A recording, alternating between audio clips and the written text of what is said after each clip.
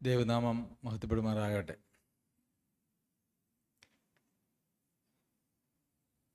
കഴിഞ്ഞ ചില ആഴ്ചകളായി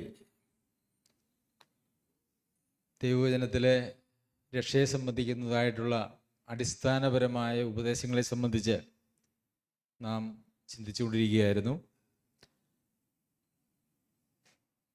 ഇവിടുന്ന് കേൾക്കുന്നതിന് പുറമെ നിങ്ങൾ വീണ്ടും വീണ്ടും ആ സന്ദേശങ്ങൾ യൂട്യൂബിൽ നിന്നും കേൾക്കുന്നുണ്ട് എന്ന് ഞാൻ വിചാരിക്കുന്നു.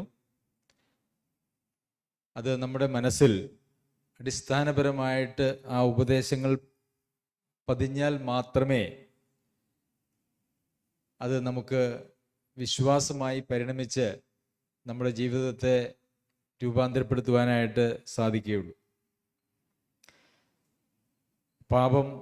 പാപം നമ്മളുടെ ജീവിതത്തിൽ ഏതെല്ലാം നിലയിൽ പിടിമുറുകിയിരിക്കുന്നു, അത് ഏതെല്ലാം നിലയിലാണ് ഒരു പാപം നമ്മെ ഗ്രസിച്ചിരിക്കുന്നത്, വിശ്വാസം എന്ന് പറഞ്ഞാൽ അതെന്താണ്, 1-ാം നൂറ്റാണ്ടിൽ അപ്പസ്തോലന്മാർ പ്രസംഗിച്ചതായിട്ടുള്ള വിശ്വാസവും 21-ാം നൂറ്റാണ്ടിൽ ഇന്ന് നമ്മൾ നമ്മുടെ ചുറ്റും കേൾക്കുന്നതായിട്ടുള്ള വിശ്വാസവും ഒക്കെ ഏത് നിലയിൽ വ്യത്യാസപ്പെട്ടിരിക്കുന്നു. പിന്നെ എങ്ങനെയാണ് നമ്മുടെ വിശുദ്ധീകരണം, കർത്താവിൻ്റെ പ്രത്യക്ഷതയെങ്കിൽ കുറ്റമില്ലാത്തവരും നിഷ്കളങ്കരുമായി നാം എങ്ങനെയാണ് വെളിപ്പെടുക എന്നുള്ളതായ കാര്യങ്ങളൊക്കെ നമ്മൾ കഴിഞ്ഞ ആഴ്ചകളിൽ ചിന്തിക്കുകയുണ്ടായി. കർത്താവ് പറഞ്ഞു, കർത്താവ് എന്തിനാണ് ഈ ലോകത്തിലേക്ക് വന്നത്? പാപികളെ അവരുടെ പാപത്തിൽ നിന്ന് രക്ഷിക്കുവാനായിട്ടാണ്. പാപികളെ അവരുടെ പാപത്തിൽ നിന്ന് രക്ഷിക്കുവാനായിട്ടാണ് കർത്താവ് വന്നതെങ്കിൽ, കർത്താവായ യേശുക്രിസ്തുവിനെ പിൻചെല്ലുന്നതായിട്ടുള്ള ആളുകളുടെ ജീവിതത്തിൽ അവർക്ക് എന്താണ് അവരുടെ ജീവിതത്തിൽ അനുഭവമായിരിക്കേണ്ടത്? പാപത്തിൽ നിന്നുള്ള രക്ഷ. എന്നാൽ ഈ കഴിഞ്ഞ ദിവസങ്ങളിലൊക്കെ ചില സഹോദരന്മാരും ഒക്കെ ആയിട്ട് അങ്ങനെ സംസാരിക്കുമ്പോഴും, അല്ല ലോകത്തിൽ ആരോട് സംസാരിച്ചാലും എങ്ങനെയാണ് ഒരു തെറ്റുമൊക്കെ ചെയ്യാതെ ജീവിക്കുന്നത്? അങ്ങനെ ജീവിതമൊന്നും ഈ ലോകത്ത് സാധ്യമല്ല. ഈ ലോകത്തിൽ ഒരു മനുഷ്യനും അങ്ങനെ ദൈവപ്രസാദമായിട്ട് ജീവിക്കാൻ കഴിയുകയില്ല. എന്തിനാണ് പിന്നെ ദൈവം ഈ ഭൂമിയിൽ മനുഷ്യനെ ആക്കിയിരിക്കുന്നത്? ഭൂമിയിൽ മനുഷ്യനെ ആക്കിയിരിക്കുന്നു എന്നുള്ളത് തന്നെ ഈ ഭൂമിയിലുള്ള കാര്യങ്ങളിലൊക്കെ ഇടപെട്ട് തോന്നുന്നത് പോലെ ജീവിക്കാനായിട്ടുള്ള ഒരു അനുവാദത്തോടു കൂടിയാണ് എന്ന് വരെ പറഞ്ഞു വെക്കുന്നതായിട്ടുള്ള ആളുകൾ നമ്മുടെ ചുറ്റുപാടുമുണ്ട്. എന്നാൽ വചനം പറയുന്നത് അവൻ്റെ കൽപ്പനകൾ ഭാരമുള്ളവയല്ല. എന്നാൽ നമുക്ക് അത് ഫീൽ ചെയ്യുന്നത് അത് വലിയ ഭാരമാണ്. കർത്താവ് നമുക്ക് കാണിച്ചു തന്നതായിട്ടുള്ള വഴിയെ, അല്ലെങ്കിൽ നമുക്ക് വേണ്ടി ഒരുക്കിയതായിട്ടുള്ള വഴിയെ യാത്ര ചെയ്യുന്നത് വളരെ കഷ്ടമാണ്, അത് മനുഷ്യനാൽ അസാധ്യമാണ് എന്ന് നാം പറയുമ്പോൾ, വചനം വളരെ നേരെ വിരുദ്ധമായിട്ടുള്ള കാര്യമാണ് പറയുന്നത്. എന്താണ് പറയുന്നത്? അവൻ്റെ കൽപ്പനകൾ ഭാരമുള്ളവയല്ല. എന്നാൽ ഈ ഭാരമുള്ളവ അല്ലാത്തതായിട്ടുള്ള കൽപ്പനകൾ നമുക്ക് ഏറെ ഭാരമായിട്ട് തോന്നുന്നുവെങ്കിൽ, എന്തോ ചില പ്രശ്നങ്ങൾ നമ്മുടെ ദൈവവചനത്തിൻ്റെ മനസ്സിലാക്കലുകളിൽ, അല്ലെങ്കിൽ നാം ഗ്രഹിച്ചിരിക്കുന്ന കാര്യങ്ങളിൽ ചില പ്രശ്നങ്ങളുണ്ട് എന്ന് നാം മനസ്സിലാക്കേണ്ടത് ആവശ്യമാണ്. അപ്പോൾ പാപത്തിൽ നിന്നുള്ള സ്വാതന്ത്ര്യം, പാപത്തിൽ നിന്നുള്ള രക്ഷ എന്നുള്ളതാണ് നമ്മുടെ ഇന്നത്തെ വിഷയം എന്ന് പറയുന്നത്. എങ്ങനെയാണ് പാപത്തിൽ നിന്നുള്ള ഒരു സ്വാതന്ത്ര്യം നമുക്ക് പ്രാപിച്ച് ജീവിക്കുവാനായിട്ട് കഴിയുന്നത്? അതിൻ്റെ ഏറ്റവും അടിസ്ഥാനപരമായിട്ടുള്ള കാര്യം എന്ന് പറയുന്നത്, നാം പാപത്തിൽ നിന്ന് യഥാർത്ഥത്തിൽ ഒരു വീണ്ടും ജനനാനുഭവത്തിലൂടെ സ്വതന്ത്രരായിട്ടുണ്ടോ ഇല്ലയോ എന്നുള്ളതാണ്. ഇന്ന് പല സഭാ ശുശ്രൂഷകന്മാരോടും ചോദിച്ചാൽ അവരൊക്കെ പറയുന്നതായിട്ടുള്ള ഒരു പ്രധാനപ്പെട്ട കാര്യം എന്ന് പറയുന്നത്, ഇന്നത്തെ സഭകളിൽ കാണുന്ന ബഹുഭൂരിപക്ഷം ആളുകളും യഥാർത്ഥത്തിൽ വീണ്ടും ജനിച്ചവരല്ല എന്നുള്ളതാണ്. അപ്പോൾ വീണ്ടും ജനനം പ്രാപിക്കാത്തതായിട്ടുള്ള ആളുകളുടെ കൂട്ടങ്ങളായിട്ട് സഭകൾ മാറിയിട്ടുണ്ടെങ്കിൽ, ഈ പാപത്തിൽ നിന്നുള്ള സ്വാതന്ത്ര്യം എന്ന് പറയുന്നത് ഒരു കാലത്തും അങ്ങനെയുള്ള ആളുകൾക്ക് സാധ്യമല്ല. യഥാർത്ഥത്തിൽ നമ്മുടെ പാപത്തിൽ നിന്നുള്ള സ്വാതന്ത്ര്യം, അല്ലെങ്കിൽ രക്ഷ, അല്ലെങ്കിൽ വിശുദ്ധീകരണം, അത് ആരംഭിക്കുന്നത് ഒരുവൻ്റെ വീണ്ടും ജനനത്തിൽ നിന്നാണ്. അതുകൊണ്ട് തന്നെ നാം രക്ഷിക്കപ്പെട്ടവരാണോ, നാം വിശ്വാസത്തിൽ തന്നെ നിലനിൽക്കുന്നുവോ, നമ്മുടെ വിളിയും തിരഞ്ഞെടുപ്പും ഒക്കെ ഉറപ്പാക്കണം തുടങ്ങിയതായിട്ടുള്ള കാര്യങ്ങളെക്കുറിച്ച് ധാരാളം സന്ദേശങ്ങൾ നാം ഈ വേദിയിൽ തന്നെ, ഈ സഭായോഗങ്ങളിൽ തന്നെ നാം കൊടുത്തിട്ടുണ്ട്. അത് നിങ്ങൾക്ക് എല്ലാവർക്കും അറിയാമെന്ന് ഞാൻ വിചാരിക്കുന്നു. എന്നാൽ പല വിശ്വാസികളും പല ആളുകളും അവരുടെ ജീവിതത്തിൽ ഈ സഭകളിൽ മെമ്പർമാരായിട്ടിരുന്ന് കുറച്ചു കാലം മുമ്പോട്ട് പോകുമ്പോൾ ഞങ്ങൾ വീണ്ടും ജനനാനുഭവത്തിൽ, യഥാർത്ഥത്തിൽ ഞാനൊരു വീണ്ടും ജനനാനുഭവത്തിലൂടെ പോയിട്ടില്ല എന്ന് താഴ്മയും വിനയവുമുള്ള ആളുകൾ, ദൈവത്തെ ഭയപ്പെടുന്ന ആളുകൾ ഏറ്റു പറഞ്ഞുകൊണ്ട് അവർ വീണ്ടും വിശ്വസിച്ച് കർത്താവിൻ്റെ സന്നിധിയിലേക്ക് ചേരുന്നത് നമുക്ക് കാണുവാനായിട്ട് സാധിക്കും. എന്നാൽ ഞാൻ കുറേ കാലമായി സഭയിൽ മെമ്പറായിട്ട് കുറേ കാലമായി ഇനി ഞാൻ രക്ഷിക്കപ്പെട്ടിട്ടുണ്ടോ എന്നുള്ളതിനെക്കുറിച്ചൊക്കെ സംശയിച്ച്, ഇനി ഒരു രക്ഷയുടെ സന്ദേശം കേട്ട് ഒരു രക്ഷ ഏറ്റുപറഞ്ഞ് സ്നാനപ്പെടുക എന്നൊക്കെ പറയുമ്പോൾ അതിനകത്ത് ധാരാളം അപമാനം ഉണ്ട്. അതല്ലെങ്കിൽ നമ്മുടെ കഴിഞ്ഞ കാലത്തെ ഒക്കെ നമ്മൾ തള്ളിപ്പറഞ്ഞിട്ട് ഒരു പുതിയതായിട്ടുള്ള ആരംഭം കുറിക്കുന്നതിന് നമ്മളിലുള്ളതായിട്ടുള്ള ഈഗോ അല്ലെങ്കിൽ നമ്മുടെ സ്വയം എന്ന് പറയുന്നത് ഒരു വലിയ തടസ്സമാണ്. അതുകൊണ്ട് എന്തു ചെയ്യും? അവര് വീണ്ടും ജനിച്ചോ ഇല്ലയോ, ജനിച്ചു എന്നുള്ള തെറ്റായിട്ടുള്ള ഒരു മനോഭാവത്തോടു കൂടി അങ്ങനെയുള്ള ആളുകൾ മുമ്പോട്ട് പോകും. അങ്ങനെ മുമ്പോട്ട് പോകുന്ന അവസ്ഥ എന്ന് പറയുന്നത് അത് അവസാനിക്കുന്നത് അവർക്കൊരിക്കലും പാപത്തിൽ നിന്നുള്ളൊരു സ്വാതന്ത്ര്യം ലഭിക്കുകയില്ല. വിശുദ്ധീകരണം എന്ന് പറയുന്നത് അവരുടെ ജീവിതത്തിൽ സംഭവിക്കില്ല.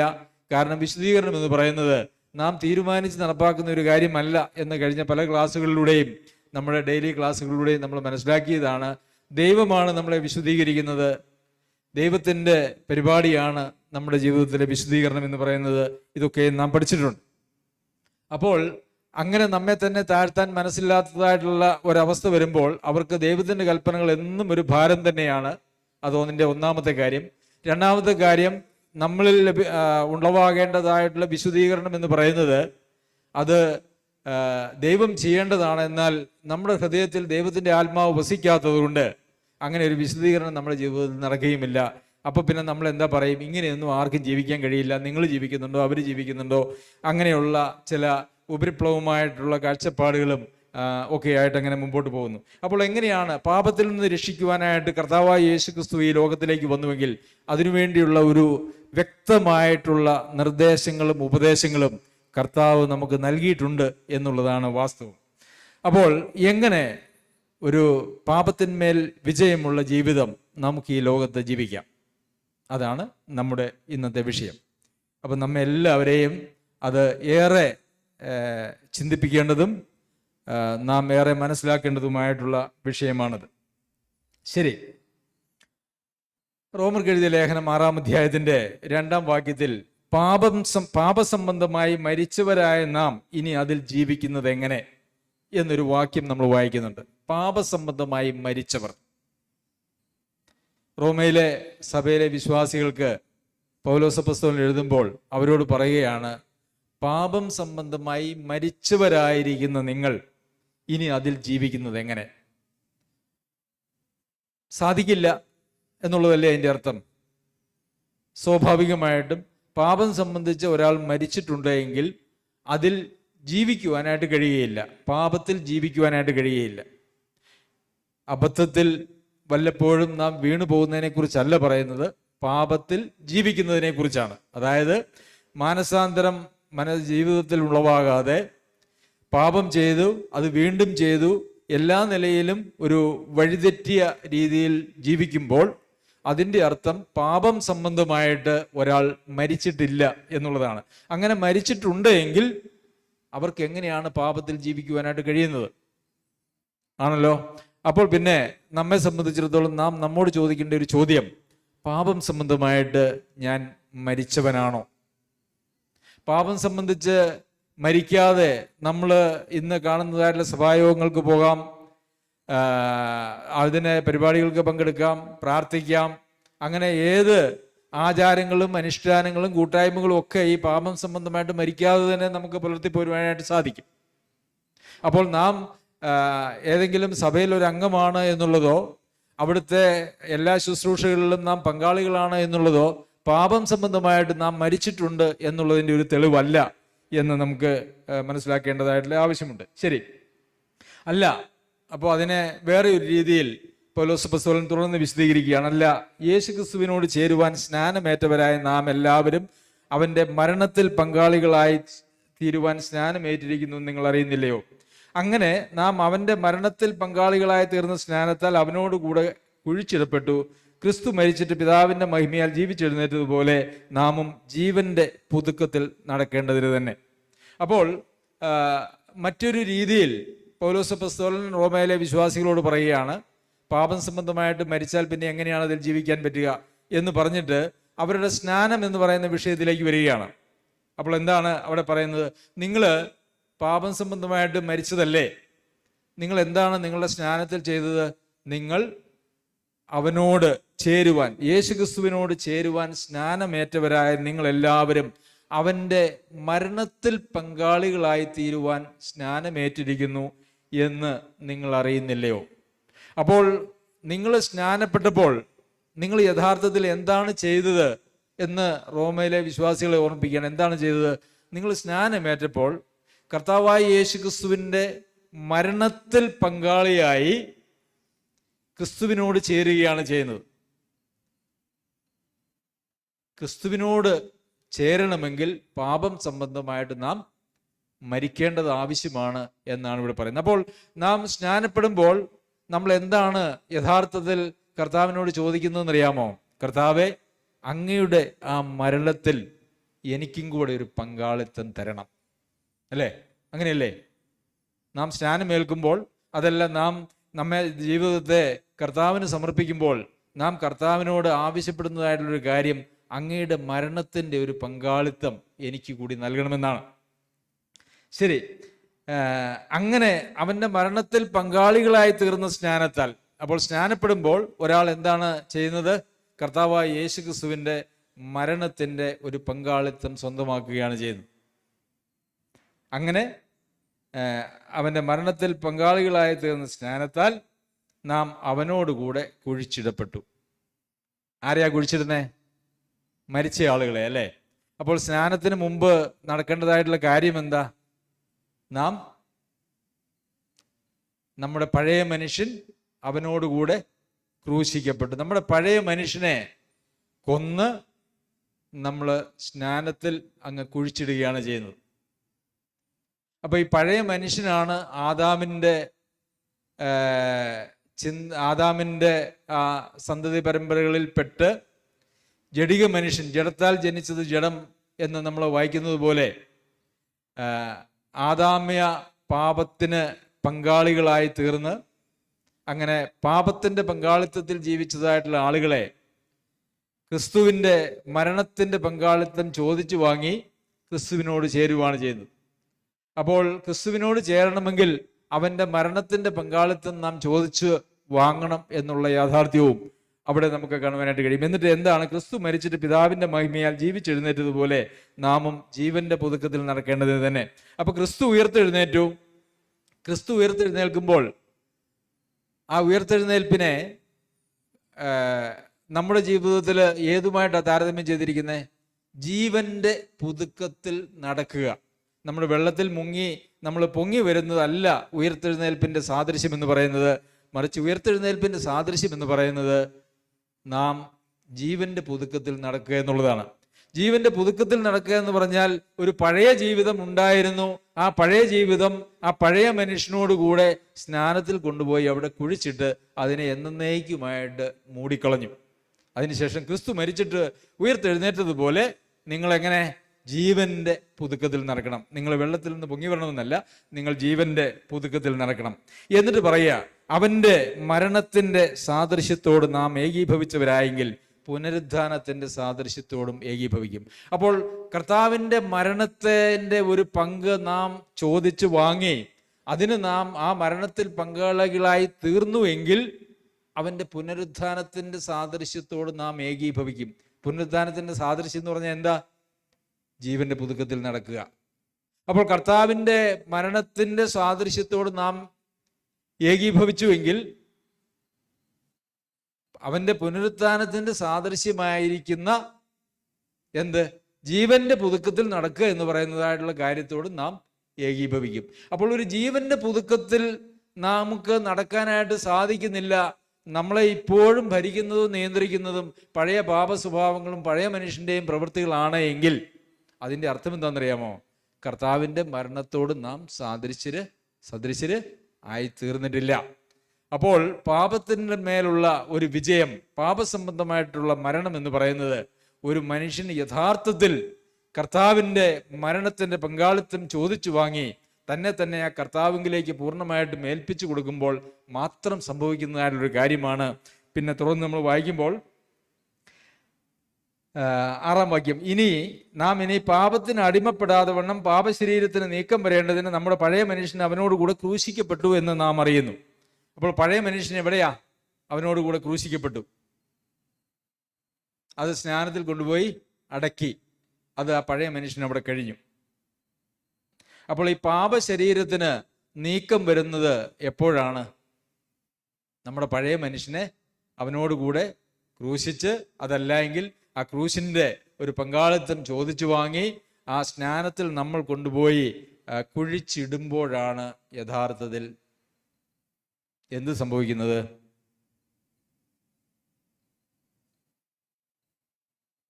നമുക്ക് പാപത്തിൽ നിന്നുള്ള സ്വാതന്ത്ര്യം. അതാണ് അടുത്ത വാക്യം പറയുന്നത്. അങ്ങനെ മരിച്ചവൻ പാപത്തിൽ നിന്ന് സ്വാതന്ത്ര്യം പ്രാപിച്ചിരിക്കുന്നു.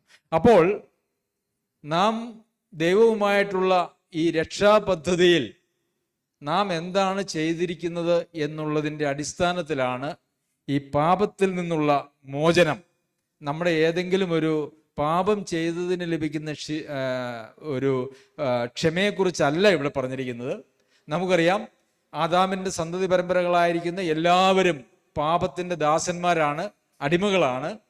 അവരെ കുറിച്ച് കർത്താവിൻ്റെ ഭാഷയിൽ പറഞ്ഞാൽ, യഹൂദന്മാരോട് പറയുന്നത് നിങ്ങൾ പിശാച് എന്ന പിതാവിൻ്റെ മക്കൾ. അപ്പോൾ അവരുടെ പിതാവ് എന്ന് പറയുന്നത് പിശാചാണ്. ദൈവവുമായിട്ട് അവർക്കൊരു ബന്ധവുമില്ല. അപ്പോൾ അവരെ എത്ര ആഗ്രഹിച്ചാലും പാപമല്ലാതെ ഒന്നും ചെയ്യാൻ പറ്റാതെ വണ്ണം അവര് പാപത്തിന്റെ ദാസന്മാരായിട്ട്, അടിമകളായിട്ട് ജീവിക്കുന്ന ആളുകളാണ്. ആ അടിമത്തത്തിൽ നിന്നുള്ള സ്വാതന്ത്ര്യത്തെക്കുറിച്ചാണ് ഇവിടെ പറഞ്ഞിരിക്കുന്നത്. അല്ലാതെ നമ്മൾ എന്തെങ്കിലും ഒരു തെറ്റ് ചെയ്യുമ്പോൾ ആ തെറ്റിൽ നിന്നുള്ള നമ്മൾ ക്ഷമ ക്ഷമിക്കുന്നതിനെ കുറിച്ചല്ല. അപ്പോൾ ആദ്യം നമ്മുടെ ജീവിതത്തിൽ സംഭവിക്കേണ്ടത്,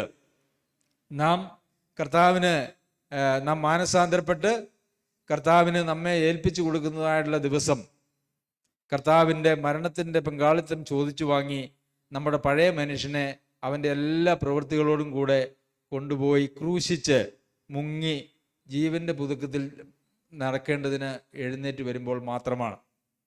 അത് സംഭവിച്ചിട്ടില്ല എങ്കിൽ നമുക്ക് പാപത്തിൽ നിന്നുള്ള സ്വാതന്ത്ര്യം എന്ന് പറയുന്നത് ഒരു കാലത്തും നമ്മുടെ ജീവിതത്തിൽ സംഭവിക്കുകയില്ല എന്നുള്ളതാണ് യാഥാർത്ഥ്യം.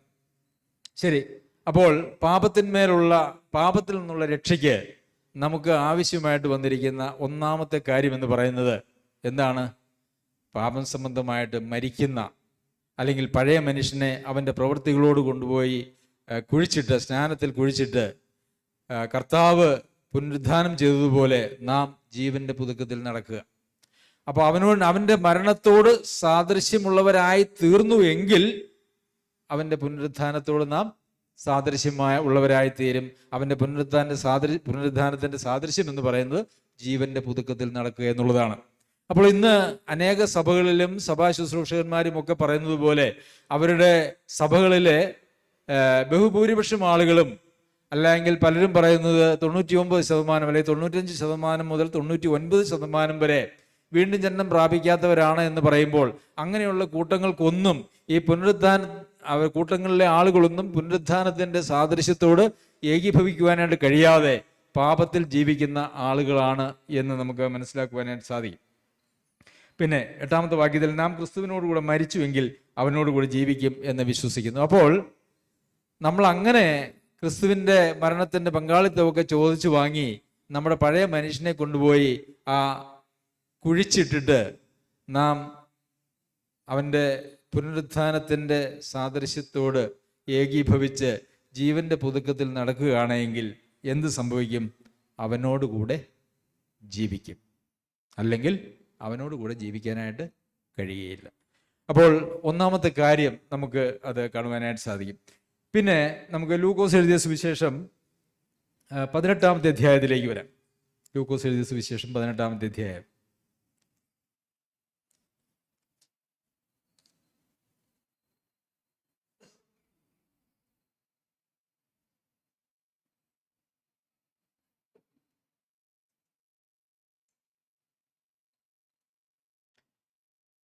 അതിൻ്റെ 9 മുതലുള്ള വാക്യങ്ങളിൽ നമുക്കെല്ലാവർക്കും അറിയാവുന്നതായിട്ടുള്ള സംഭവമാണ്. ഒരു ഉപമയാണിത്, സംഭവമല്ല, ഒരു ഉപമയാണ്. കർത്താവ് പറയുന്നതായുള്ള ഒരു ഉപമ. 9 മുതലുള്ള വാക്യങ്ങൾ. തങ്ങൾ നീതിമാന്മാർ എന്ന് ഉറച്ച് മറ്റുള്ളവരെ ധിഖരിക്കുന്ന ചിലരെക്കുറിച്ച് അവൻ ഒരു ഉപമ പറഞ്ഞത് എന്തെന്നാൽ, 2 മനുഷ്യർ പ്രാർത്ഥിപ്പാൻ ദേവാലയത്തിൽ പോയി. ഒരുത്തൻ പരീശൻ, മറ്റവൻ ചുങ്കക്കാരൻ. പരീശൻ നിന്നുകൊണ്ട് തന്നോട് തന്നെ. അപ്പോൾ നമ്മളത് വായിച്ച് സമയം കളയണ്ട. അവിടെ എന്താണ് എഴുതിയിരിക്കുന്നത് എന്നുള്ളത് നമുക്ക് എല്ലാവർക്കും അറിയാം. പരീശൻ എന്ന് പറഞ്ഞാൽ അന്നത്തെ പുരോഹിതന്മാർ കഴിഞ്ഞാൽ അന്നത്തെ മതത്തിലെ ഏറ്റവും പ്രധാനപ്പെട്ട ആളുകളായിരുന്നു. അവർ ദൈവവചനം പഠിപ്പിക്കുന്നവരും അത് അനുസരിക്കുകയും, അങ്ങനെ വേർപാടുകാർ. പരീശന്മാരെന്ന് പറഞ്ഞാൽ, ഫാരിസീസ് എന്ന് പറഞ്ഞു കഴിഞ്ഞാൽ വേർപെട്ടവർ എന്നാണ് അതിൻ്റെ അർത്ഥം തന്നെ. മറ്റുള്ള എല്ലാവരിൽ നിന്നും വേർപെട്ട് ആത്മീയമായ വലിയ ഔന്നത്യത്തിലേക്ക് കടന്നുപോയി എന്ന് വിശ്വസിക്കുകയും സമൂഹം അങ്ങനെ കരുതുകയും ചെയ്യുന്നതായിട്ടുള്ള ഒരു പറ്റം ആളുകളായിരുന്നു പരീശന്മാർ. ചുങ്കക്കാരെന്ന് പറഞ്ഞു കഴിഞ്ഞാൽ അന്ന് റോമൻ സാമ്രാജ്യത്തിൻ്റെ ഭരണത്തിൻ്റെ കീഴിലായിരുന്നു ഇസ്രായേൽ എന്ന് നമുക്കറിയാമല്ലോ. അപ്പോൾ റോമൻ സാമ്രാജ്യത്തിൻ്റെ പ്രതിനിധികളായി ഈ ചുങ്കം പിരിക്കുന്ന ആളുകൾ ആണ്. അതിനവർ ആക്കി വെച്ചിരിക്കുന്നത് യഹൂദന്മാരെ തന്നെയായിരുന്നു. യഹൂദന്മാരുടെ അടുത്ത് നിന്ന് ചുങ്കം പിരിക്കുവാനായിട്ട് ആക്കി വെച്ചു. അപ്പോൾ ഇവർ ഈ പിരിക്കുന്നതൊക്കെ കൂടുതലും ഇവർക്ക് തോന്നിയതുപോലെ ഇവർ പിരിക്കുമായിരുന്നു. അതുകൊണ്ട് യഹൂദന്മാർക്ക് ആർക്കും അവരുടെ പൈസ മേടിച്ച് റോമ ഗവൺമെൻറ്റിന് കൊടുക്കുന്നു എന്നുള്ളത് കൊണ്ടും ഇവരതിൽ കൂടെ എടുത്തു വയ്ക്കുന്നു എന്നുള്ളത് കൊണ്ടും ആർക്കും അവരെ ഇഷ്ടമില്ല. ഏറ്റവും വെറുക്കപ്പെട്ട ആയിരുന്നു ചുങ്കക്കാർ ആ കാലഘട്ടത്തിൽ. കർത്താവിനെക്കുറിച്ചും ആരോപണമായിട്ട് പരീശന്മാർ പറഞ്ഞപ്പം എന്താ പറഞ്ഞേ? ഇവൻ ചുങ്കക്കാരുടെയും പാപികളുടെയും സ്നേഹിതൻ. അപ്പോൾ ചുങ്കക്കാരുടെയും പാപികളുടെയും, ഈ പാപികൾ എന്ന് പറഞ്ഞാൽ അതിലും ചുങ്കക്കാർ വരില്ലേ? പിന്നെ എന്തിനാ ചുങ്കക്കാരുടെയും പാപികളുടെയും എന്ന് പറയുന്നത്? അതൊരു എടുത്തു പറയുകയാണ്. ചുങ്കക്കാർ അത്രത്തോളം പാപികളുടെ ലിസ്റ്റിൽ നിന്ന് മാറ്റി അതിനേക്കാൾ ഒരു ഘോരപാപി എന്ന് പറയത്തക്ക രീതിയിൽ യഹൂദന്മാർ വെറുത്തിരുന്ന ഒരു വിഭാഗം ആളുകളായിരുന്നു ആര്? ചുങ്കക്കാർ. അപ്പോൾ അങ്ങനെ ഒരു ചുങ്കക്കാരനും ഒരു പരീശനുമാണ് പ്രാർത്ഥിക്കാനായിട്ട് ദേവാലയത്തിൽ പോകുന്നത്. എന്താണ് അവിടെ നമ്മൾ കാണുന്നത്? ഈ ചുങ്കക്കാരനെ കുറിച്ച് ചുങ്കം പിരിക്കുന്നവനാണ്, വെറുക്കപ്പെട്ട ഒരു വ്യക്തിയാണ് എന്നുള്ളതിനപ്പുറം ഇദ്ദേഹം ഏതെങ്കിലും ക്രിമിനൽ സ്വഭാവമുള്ള പ്രവർത്തനങ്ങൾ ചെയ്ത ആളുകളാണെന്നൊന്നും അവർ പറയുന്നില്ല. സമൂഹം അംഗീകരിക്കാത്തതായിട്ടുള്ള ഒരാളും സമൂഹത്തിൽ ഏറ്റവും ശ്രേഷ്ഠനായിട്ട് പരിഗണിക്കുന്നതായിട്ടുള്ള മറ്റൊരാളും, 2 പേരും ദേവാലയത്തിൽ പ്രാർത്ഥിക്കുവാനായിട്ട് പോയി. അവിടെ പരീശൻ ചെന്നിട്ട് തന്നെക്കുറിച്ച് തന്നെ ദൈവത്തിൻ്റെ അടുക്കൽ പറയുന്നുണ്ട് അല്ലേ? എന്താ പറയുന്നേ? ഞാൻ വളരെ ആത്മീകനായിട്ടുള്ളൊരു മനുഷ്യനാണ്. അതിനപ്പുറം എന്തെങ്കിലും പറയുന്നുണ്ടോ?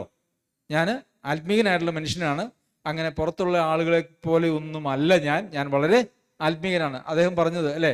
ചുങ്കക്കാരൻ പരീശൻ പറഞ്ഞതിൻ്റെ അർത്ഥം എന്ന് പറയുന്നത്, പുറത്ത് നാട്ടിൽ കൂടെ നടക്കുന്നതായിട്ടുള്ള പാപികളെ പോലെ ഒന്നുമല്ല, ഈ ഇരിക്കുന്ന പാപിയെ പോലെ ചുങ്കക്കാരനെ പോലെയുമല്ല, ഞാൻ വളരെ ആത്മീകനാണ്. ഒരു ആത്മീകൻ എന്തെല്ലാം കാര്യങ്ങൾ അവരുടെ ജീവിതത്തിൽ പ്രവർത്തിക്കുവാനായിട്ട് ഉദ്ദേശിച്ചിരിക്കുന്നോ അതെല്ലാം ഞാൻ ചെയ്യുന്നുണ്ട്. ആ ചുങ്കക്കാരൻ എന്താ പറഞ്ഞേ? കർത്താവേ, എനിക്ക് ഒരു യോഗ്യതയുമില്ല. ആരാ നീതീകരിക്കപ്പെട്ടവനായിട്ട് പോയത്? ചുങ്കക്കാരനാണ്. കർത്താവിൻ്റെ നീതിവസ്ത്രം കർത്താവ് ഉടുപ്പിക്കുന്നത് ആരെയാണെന്നറിയാമോ? ആ ചുങ്കക്കാരനെ പോലെ തകർന്നും നുറുങ്ങിയുമുള്ള ഹൃദയത്തിനുടമകളായിട്ടുള്ള ആളുകളെയാണ് ദൈവം തൻ്റെ നീതിവസ്ത്രം ഉടുപ്പിക്കുന്നത്. നമുക്ക് പലപ്പോഴും നമുക്കും ആ പരീശൻ്റെ ഒരു മനോഭാവം ഉണ്ടല്ലേ? നമ്മളെന്താ ചിന്തിക്കുന്നത്? അയ്യോ, ലോകത്തിൽ മുഴുവൻ പാപികളാണ് അല്ലേ? മുഴുവൻ പാപികളാണ്. പിന്നെ സഭയിൽ തന്നെ നമ്മൾ നോക്കുമ്പം നമ്മളെക്കാൾ മോശക്കാരാണെന്ന് നാം ചിന്തിക്കുന്നതാണ്. ദൈവം എങ്ങനെ ചിന്തിക്കുന്നു എന്നുള്ളത് നമുക്കറിയില്ല. ദൈവം മുമ്പന്മാർ പലരും പിമ്പന്മാരും, പിമ്പന്മാർ മുമ്പന്മാരുമാകുമെന്നാണ് പറഞ്ഞിരിക്കുന്നത്. എന്നാൽ നമ്മുടെ ചിന്തയിൽ നമുക്ക് സഭയിൽ ഒരു പക്ഷേ എങ്കിൽ സമൂഹത്തിലൊക്കെ നമുക്ക് ബാക്കിയുള്ളവരെ കുറിച്ചൊക്കെ നമുക്ക് പലപ്പോഴും ഉണ്ടാകുന്ന ഒരു മനോഭാവം എന്ന് പറയുന്നത് ഒരു അവജ്ഞയുടെ മനോഭാവമാണ്. എന്നാൽ നമ്മളെക്കുറിച്ച് തന്നെ നമ്മൾ എന്താ ചിന്തിക്കുന്നത്? നമ്മൾ ആത്മീയമായിട്ട് വളരെ വളരെ ശ്രേഷ്ഠരായിട്ടുള്ള ആളുകൾ. എന്തുകൊണ്ടൊക്കെയാ? ഈ പരീശൻ പറഞ്ഞതുപോലെ നമ്മൾ സഭായോഗങ്ങൾക്ക് കൃത്യമായിട്ട് പോകുന്നുണ്ട്. എല്ലാ ദിവസവും വൈകുന്നേരം 8 മണിക്ക് മൊബൈല് ഓണാക്കി ക്ലാസ്സുകൾക്ക് അറ്റൻഡ് ചെയ്യുന്നുണ്ട്. പിന്നെ ദശാംശം അതിവിടെ ഇല്ലാത്തതുകൊണ്ട് അതില്ല. അല്ലെങ്കിൽ മറ്റ് സഭകളിലാണെങ്കിൽ പറയും കൃത്യമായിട്ട് ദശാംശം കൊടുക്കുന്നുണ്ട്, പിന്നെ ഓഹരി കൊടുക്കുന്നുണ്ട്, പിന്നെ എന്താ രാവിലെയും വൈകുന്നേരവും പ്രാർത്ഥിക്കുന്നുണ്ട്. ബൈബിൾ ഒരു വർഷം കൊണ്ട് ഒരു പ്രാവശ്യമോ അല്ലെങ്കിൽ വലിയ ഭക്തന്മാർ 2 പ്രാവശ്യമോ 3 പ്രാവശ്യമോ ഒക്കെ വായിച്ചു തീർക്കുന്നുണ്ട്. അപ്പോൾ നമ്മൾ എന്താണ്? നമ്മൾ വലിയ ആത്മീകരായിട്ടുള്ള ആളുകളാണ് എന്നുള്ള ഒരു ചിന്തയോടുകൂടി നമ്മളിലൊരു വലിയ നിഗളം കടന്നുകൂടുകയാണ്. പക്ഷെ അങ്ങനെ ഒരു ഹൃദയത്തെ ദൈവത്തിന് ഒരിക്കലും സ്വീകരിക്കുവാനായിട്ട് കഴിയുകയില്ല. പ്രിയമുള്ളവരെ, തന്നെത്താൻ താഴ്ത്തുന്ന ഈ കഥ പറഞ്ഞതിന് ശേഷം അതിൻ്റെ അവസാനം ഇങ്ങനെയാണ്. അതിൻ്റെ 14-ാമത്തെ വാക്യത്തിൽ അതിൻ്റെ അവസാന ഭാഗം, തന്നെത്താൻ ഉയർത്തുന്നവനെല്ലാം താഴ്ത്തപ്പെടും, തന്നെത്താൻ താഴ്ത്തുന്നവനെല്ലാം ഉയർത്തപ്പെടും എന്ന് ഞാൻ നിങ്ങളോട് പറയുന്നു. നമുക്ക് കുറെ പരീക്ഷ മനോഭാവങ്ങളില്ലേ? ഉണ്ടോ? അതെയോ ഈ ചുങ്കക്കാരനെ പോലെയൊരു മനോഭാവമാണോ, അത് പരീക്ഷൻ്റെ മനോഭാവമാണോ നമുക്കുള്ളേ? കർത്താവിൻ്റെ അടുക്കിലേക്ക് ഈ പരീക്ഷ മനോഭാവം കൊണ്ട് ചെന്നാൽ കർത്താവിൻ്റെ അടുക്കൽ യാതൊരു സ്ഥാനവുമില്ല. കർത്താവിന് ധാരാളം വാക്യങ്ങളുണ്ടെങ്കിലും ചില വാക്യങ്ങൾ നിങ്ങളുടെ ശ്രദ്ധയിലേക്ക് കൊണ്ടുവരാനായിട്ട് ഞാൻ ആഗ്രഹിക്കുന്നു. യെശയ്യാവിൻ്റെ പുസ്തകം 57-ാം അധ്യായത്തിൻ്റെ 15-ാമത്തെ വാക്യത്തിൽ, ഉന്നതനും ഉയർന്നിരിക്കുന്നവനും ശാശ്വതവാസിയും പരിശുദ്ധനെന്ന നാമമുള്ളവനുമായവൻ ഇപ്രകാരം അരുളി ചെയ്യുന്നു, ഞാൻ ഉന്നതനും പരിശുദ്ധനുമായി വസിക്കുന്നു, താഴ്മയുള്ളവരുടെ മനസ്സിനും മനസ്താപമുള്ളവരുടെ ഹൃദയത്തിനും ചൈതന്യം വരുത്തുവാൻ മനസ്താപവും മനോവിനയമുള്ളവരോടും കൂടെ വസിക്കുന്നു. അപ്പൊ കർത്താവ് വസിക്കുന്നത് ആരുടെ കൂടെയാ? കർത്താവ് ഉന്നതനാണ് അല്ലെ? കർത്താവിനെ കുറിച്ച് അവിടെ പറഞ്ഞിരിക്കുന്നു, ഉന്നതൻ, ഉയർന്നിരിക്കുന്നവൻ, ശാശ്വതവാസി, പരിശുദ്ധൻ. പരിശുദ്ധൻ എന്ന് പറഞ്ഞാൽ എന്താണ്? പരിശുദ്ധൻ എന്ന് പറഞ്ഞു കഴിഞ്ഞാൽ പാപമില്ല എന്ന് മാത്രവുമല്ല, സർവജ്ഞാനം, സർവശക്തി, സർവവ്യാപിത്വം തുടങ്ങിയതായിട്ടുള്ള എല്ലാ ദൈവികമായിട്ടുള്ള ഗുണങ്ങളും ഉള്ളതായിരിക്കുന്ന ദൈവം കർത്താവ് പറയുകയാണ്, ഞാൻ പക്ഷെ വസിക്കുന്നത് ആരുടെ കൂടെയാണെന്നറിയാമോ? മനോവിനയമുള്ളവരുടെ കൂടെ, മനസ്താപമുള്ളവരുടെ കൂടെ ആണ് ഞാൻ വസിക്കുന്നത്, അല്ലാത്തവരുടെ ഇടയിൽ ഞാൻ ഇല്ല. അതാണ് ആ പരീശന്റെ പ്രാർത്ഥനയ്ക്ക് ദൈവം നീതീകരണം കൊടുക്കാതെ ആ ചുങ്കക്കാരൻ്റെ പ്രാർത്ഥനയെ ദൈവം സ്വീകരിക്കുകയും അവനെ നീതീകരിക്കപ്പെട്ടവനായിട്ട് പോകുവാനും ഉണ്ടായ സാഹചര്യം എന്ന് പറയുന്നത്. അതുപോലെ സങ്കീർത്തനങ്ങൾ 51 ദൈവമേ 17 ദൈവമേ ഹനനയാഗങ്ങൾ, ദൈവത്തിൻ്റെ ഹനനയാഗങ്ങൾ, തകർന്നിരിക്കുന്ന മനസ്സ്, തകർന്നും നുറുങ്ങിയും ഇരിക്കുന്ന ഹൃദയത്തെ ദൈവമേ നീ നിരസിക്കുകയില്ല. ആ ചുങ്കക്കാരൻ ദേവാലയത്തിൽ പോയി അവന്റെ മനസ്സിന്റെ അവസ്ഥ എന്തായിരുന്നു? തകർന്നും നുറുങ്ങിയുമുള്ള ഒരു ഹൃദയമായിരുന്നു. ദൈവം തള്ളിക്കളഞ്ഞില്ല. വീണ്ടും സങ്കീർത്തനങ്ങൾ 34:18 ഹൃദയം നുറുങ്ങിയവർക്ക് യഹോവ സമീപസ്ഥൻ, മനസ്സ് തകർന്നവരെ അവൻ രക്ഷിക്കുന്നു. അപ്പൊ ദൈവം രക്ഷിക്കുന്നത് ആരെയാണ്? മനസ്സ് തകർന്നവരെ, ഹൃദയം നുറുങ്ങിയവരെ. അതായത് കർത്താവെ, അങ്ങയുടെ മുമ്പിൽ നിൽക്കുവാനായിട്ട് എൻ്റെതായിട്ടുള്ള യാതൊരു യോഗ്യതകളും ഇല്ല, പിന്നെ ദൈവം ചില യോഗ്യതകൾ തന്നിട്ടുണ്ടെങ്കിൽ അത് മാത്രമേ അങ്ങയുടെ മുമ്പിൽ നിൽക്കുവാനായിട്ട് എനിക്ക് യോഗ്യതയുള്ളൂ എന്ന് പറഞ്ഞുകൊണ്ട് തകർന്ന ഹൃദയത്തോടെ, നുറുങ്ങിയ ഹൃദയത്തോടെ കർത്താവിൻ്റെ മുമ്പിലേക്ക് മനോവിനയമുള്ളവരായി നമ്മൾ ചെല്ലുമ്പോൾ കർത്താവ് നമ്മെ സ്വീകരിക്കുന്നു, നമ്മുടെ എല്ലാ കുറ്റങ്ങളും നമുക്ക് ക്ഷമിച്ചു തരുന്നു. അപ്പോൾ നമ്മുടെ കുറ്റങ്ങൾ, നമുക്ക് പാപത്തിൽ നിന്നുള്ളൊരു സ്വാതന്ത്ര്യം നമുക്ക് പ്രാപിക്കുവാനായിട്ട് കഴിയുന്നില്ല എങ്കിൽ ദിനം പ്രതി കർത്താവിൻ്റെ അടുക്കിലേക്ക് പ്രാർത്ഥനയായിട്ടും ഒക്കെ പോകുമ്പോൾ നമ്മൾ പലപ്പോഴും ചെയ്യുന്നതെന്ന് അറിയാമോ?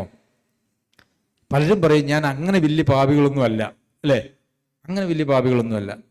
ദൈവം വെച്ചിരിക്കുന്ന ഏതെങ്കിലും ഒരു കൽപ്പന അതിൻ്റെ പൂർണ്ണതയിൽ അനുസരിക്കാത്തതായിട്ടുള്ള നാം എല്ലാവരും കർത്താവിൻ്റെ അടുക്കൽ ചെന്നിട്ട് പറയുക, ഞാൻ വലിയ പാപിയല്ല. പ്രിയമുള്ളവരെ, കർത്താവ് മനുഷ്യന്, ദൈവം മനുഷ്യന് പഴയ നിയമത്തിലൂടെയും പുതിയ നിയമത്തിലൂടെയും മനുഷ്യന് നൽകിയിരിക്കുന്ന ഏതെങ്കിലും ഒരു കൽപ്പന അത് അതിൻ്റെ പൂർണ്ണതയിൽ ഞാൻ അനുസരിച്ചു എന്ന് പറയുവാൻ ഈ ലോകത്തിൽ ഒരു മനുഷ്യനും ജനിച്ചിട്ടില്ല. ഇന്ന് ഈ യോഗത്തിലിരിക്കുന്ന ആളുകളോ ഓൺലൈനിൽ ഇത് കേൾക്കുന്ന ആളുകളോ അല്ലെങ്കിൽ നമ്മുടെ പരിസരത്തുള്ള ഒരു സഭകളിലുമുള്ള ഒരാൾ പോലുമില്ല. പക്ഷെ നമ്മുടെ മനോഭാവം എന്താണെന്ന് അറിയാമോ? നമ്മുടെ മനോഭാവം, ഞാൻ ഒരു നല്ലവനായിട്ടുള്ള മനുഷ്യൻ, അല്ലേ? ഈ നല്ലവനായിട്ടുള്ള നമ്മള് ദൈവത്തിന് മുമ്പിൽ വലിയ അധികാരത്തോടുകൂടി, കൽപ്പനയോടുകൂടി ചെയ്തു തരണം, അല്ലെ? അങ്ങനെയൊക്കെ ദൈവത്തെ പോലും വിറപ്പിച്ചും പേടിപ്പിച്ചും അനുഗ്രഹങ്ങൾ മേടിക്കുന്ന മനോഭാവത്തോടു കൂടിയുള്ള പ്രാർത്ഥനയും ദൈവസന്നിധിയിലുള്ള പ്രസംഗങ്ങളും യഥാർത്ഥത്തിൽ ദൈവത്തിൽ നിന്ന് മനുഷ്യനെ ഏറെ അകറ്റിക്കളയുന്നതായിട്ടുള്ള കാര്യമാണ്. പ്രിയമുള്ളവരെ, താഴ്മയുള്ളവർക്ക് ദൈവം കൃപ കൊടുക്കുന്നു, നിഗളികളോട് ദൈവം എതിർത്ത് നിൽക്കുന്നു. നമുക്ക് ധാരാളം വാക്യങ്ങൾ വചനത്തിലുണ്ട്, നമുക്ക് അത് അറിയാം. അതിനെക്കുറിച്ച് കൂടുതലൊന്നും പറയേണ്ടതായിട്ടുള്ള ആവശ്യമില്ല എന്നുള്ളത് നമുക്കറിയാമല്ലോ. അപ്പോൾ നമ്മുടെ മനോഭാവം എന്ന് പറയുന്നതാണ് ഈ പാപത്തിൽ നിന്ന് നമുക്ക് സ്വാതന്ത്ര്യം വേണമോ വേണ്ടോ എന്നുള്ളതായിട്ടുള്ള കാര്യം. നമ്മൾ കുഴപ്പമില്ലാത്തവരാണ് എന്ന് നമ്മളെക്കുറിച്ച് ചിന്തിച്ചാൽ പിന്നെ ഏത് കുഴപ്പത്തിൽ നിന്നാണ് ദൈവം നമ്മെ രക്ഷിക്കണ്ടേ? ഏതെങ്കിലും കുഴപ്പത്തിൽ നിന്ന് രക്ഷിക്കണോ? കർത്താവ് ഞാൻ ഒന്നുമല്ല, കർത്താവിന്റെ മഹത്വത്തെ കണ്ടതായിട്ടുള്ള ആളുകളൊക്കെയും മരിച്ചവനെ പോലെ നിലത്ത് വീണു എന്നുള്ളതേ ഉള്ളൂ. കർത്താവിന്റെ മുമ്പാകെ എഴുന്നേറ്റ് നിൽക്കാനായിട്ട് യോഗ്യതയുള്ള ഒരു മനുഷ്യനും ഇന്ന് ലോകത്തില്ല, ഒരിക്കലും ഉണ്ടായിട്ടുമില്ല. അപ്പൊ അങ്ങനെ നമ്മൾ പറയുക, ഞാൻ വലിയവനാണ്, ഞാൻ നല്ലവനാണ്, ബാക്കിയുള്ളവരെ പോലെ അല്ല, ഞാൻ പൂർണ്ണനാണ്, ഞാൻ വലിയ പാപമൊന്നും ചെയ്തിട്ടില്ല, ഞാൻ എന്താ ചെയ്തത് എന്നൊക്കെ നമ്മൾ ചോദിക്കുമ്പോൾ യഥാർത്ഥത്തിൽ ദൈവത്തെ നിന്ദിക്കുകയും നമ്മെ ഉയർത്തുകയും ചെയ്യുന്നതാണ്. അവിടെ ആ പരീശൻ ഏതെങ്കിലും കാര്യം നുണ പറഞ്ഞു എന്ന് അവിടെ എഴുതിയിട്ടുണ്ടോ? പരീശൻ ഇല്ലാത്തതായിട്ടുള്ള കാര്യങ്ങൾ എന്തെങ്കിലും പറഞ്ഞു എന്നുണ്ടോ? ഇല്ല. ചുങ്കക്കാരൻ എല്ലാവരും ചുങ്കം പിരിക്കാൻ പോകുന്നില്ല, ആരെയും തട്ടിച്ച് മേടിക്കാൻ പോകുന്നില്ല, പതാരം കൊടുക്കുന്നുണ്ട്, അതൊക്കെ ചെയ്യുന്നുണ്ട്. അദ്ദേഹം ചെയ്യാത്ത ഒരു കാര്യവും അവിടെ പറഞ്ഞിട്ടില്ല, അവകാശപ്പെട്ടിട്ടുമില്ല. അപ്പോൾ നാം എന്തെങ്കിലും ചെയ്താൽ പോലും അത് നമ്മെ എന്താക്കും? നമ്മെ ഒരു പരീശനാക്കും, അല്ലേ? പരീശ മനോഭാവം ഉള്ളവനാക്കും. അതുകൊണ്ട് നമ്മൾ ആർക്കെങ്കിലും എന്തെങ്കിലും ചെയ്തു കഴിഞ്ഞാൽ പിന്നെ നമ്മളെക്കുറിച്ച് ചിന്തിക്കുന്നത് എന്താ? വേറെ ആരും അങ്ങനെയൊന്നും ചെയ്തില്ല, ഞാനാണ് ഏറ്റവും കൂടുതൽ ചെയ്തത്. നമ്മുടെ മനോഭാവം എന്തായി? പാപമായി, പരീശ മനോഭാവമായി. ഞാൻ ഒന്നുമല്ല കർത്താവേ എന്ന് പറയാൻ, അല്ലേ? നമ്മളെ തന്നെ നമ്മൾ ത്യജിച്ചവരല്ലേ? കർത്താവായ യേശുക്രിസ്തുവിനെ പിന്നാലെ പോകണമെങ്കിൽ കർത്താവ് വെച്ചിരിക്കുന്ന ഒന്നാമത്തെ കണ്ടീഷൻ എന്താണെന്നറിയോ? തന്നെ ത്യജിച്ചിട്ട് ഇങ്ങ് വന്നാൽ മതി എന്നാ. നമ്മളില്ല, ഞാൻ എന്നെ തന്നെ ത്യജിച്ചുവെങ്കിൽ പിന്നെ എന്താണ് നമുക്ക് പ്രശംസിക്കുവാനായിട്ട് ഈ ലോകത്തുള്ളത്? എന്ത് ചെയ്തു എന്ന് പറയുന്നത്? ലോകത്തിൽ കർത്താവിന്റെ, അല്ലെ, യേശുക്രിസ്തുവിനെ പോലെ ആകുവാനാണ് നിശ്ചയിച്ച് നമ്മെക്കുറിച്ച് ആഗ്രഹിക്കുന്നത്. പിതാവ് സൽഗുണപൂർണനാകുന്നത് പോലെ നിങ്ങളും സൽഗുണപൂർണരാകുവിൻ. ഇതൊക്കെ എഴുതിയേക്കുന്നത് എന്തിനാണെന്നറിയാമോ?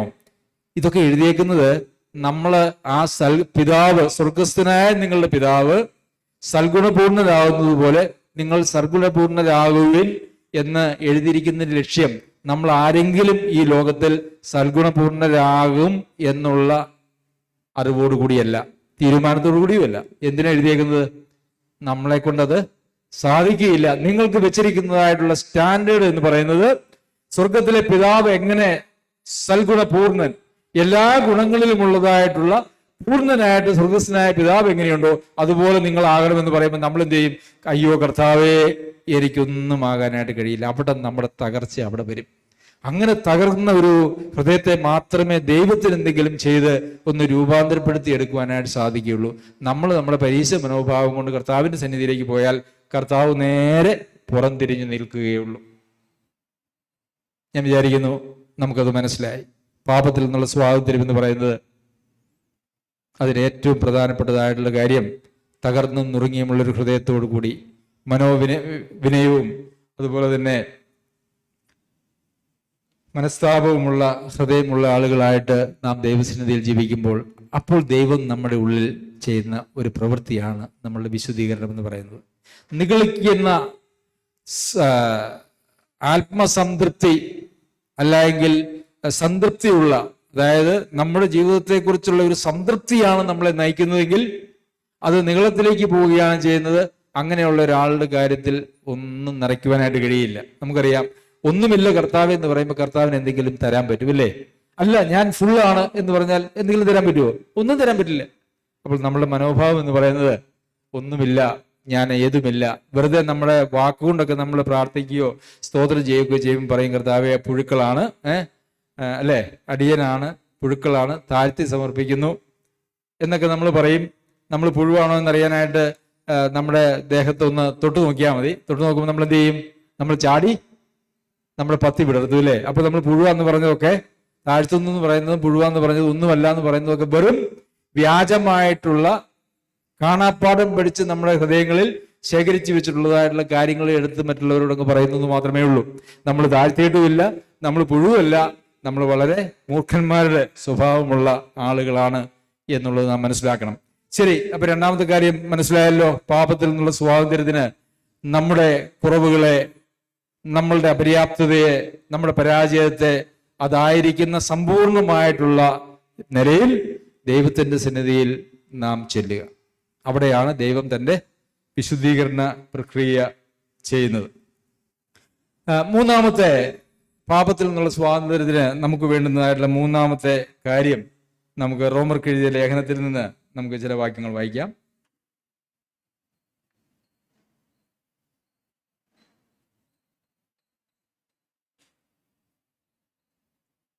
റോമർക്ക് എഴുതിയ ലേഖനം